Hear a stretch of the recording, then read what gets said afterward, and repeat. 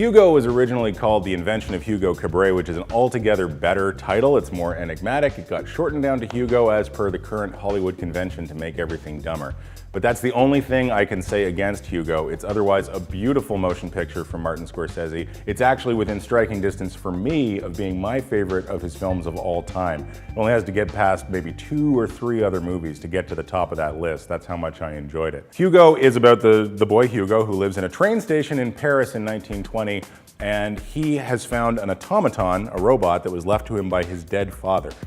And he believes that if he can repair that robot, it will deliver him one last message from his father. The movie is completely run through with clockworks and train engines and steam. It's basically a steampunk wonderland. And every shot of this movie has the ability to make your jaw drop. You cannot believe what you are seeing as this thing is unfolding. It is absolutely gorgeous.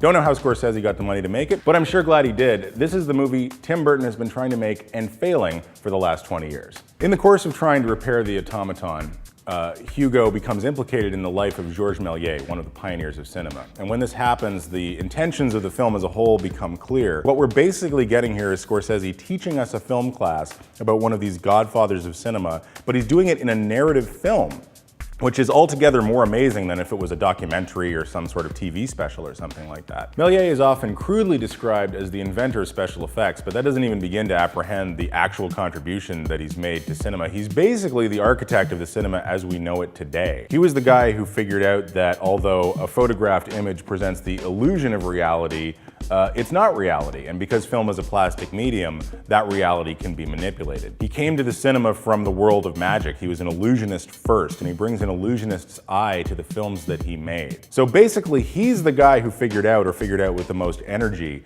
that in a film, you can create your own world and then tell a story in that world that has its own set of rules that do not necessarily have to be the rules of our world. So every movie we have today, to an extent, owes a debt to this guy, whether it's something that's ostensibly set in the real world like The Descendants, or something that is very clearly not, like Harry Potter and Lord of the Rings. They all owe a debt to Méliès, and it's that debt that Scorsese is paying off in this film. Hugo is in 3D, and unsurprisingly, Martin Scorsese has made what is probably one of the 3 or 4 best 3D movies of all time. I remain skeptical of 3D as a technology. When it's working really well, as it is in most of Hugo, it's basically unnoticeable. It's presenting the illusion of depth into the frame, which normal photographic film does anyway. What 3D can do that normal photographic film can't is it can also present the illusion of stuff coming out at you.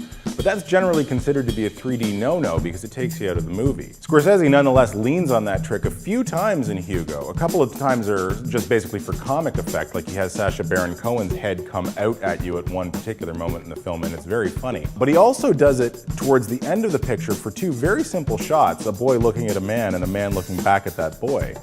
But he projects those heads into the 3D space, into the theater in front of you, and because it comes at such an emotionally significant moment in the movie, it actually becomes quite beautiful. It's like a magic lantern show to see these people sort of looming, these ghosts of cinema past looming out of the screen at us in the movie theater.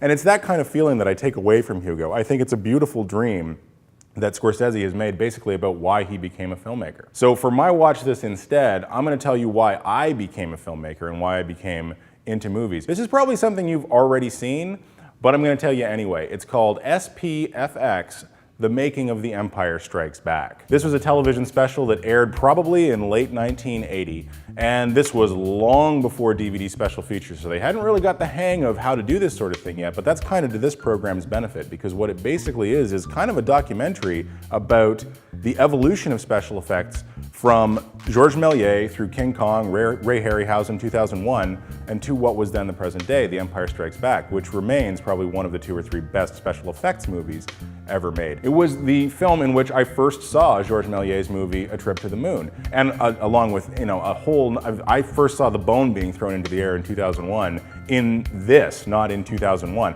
I thought the jump cut was a mistake. So again, you've probably already seen this. It was unavailable commercially for decades, but it is fortunately now available on the Star Wars Blu-rays. See? You knew there was a reason you had to buy those. No!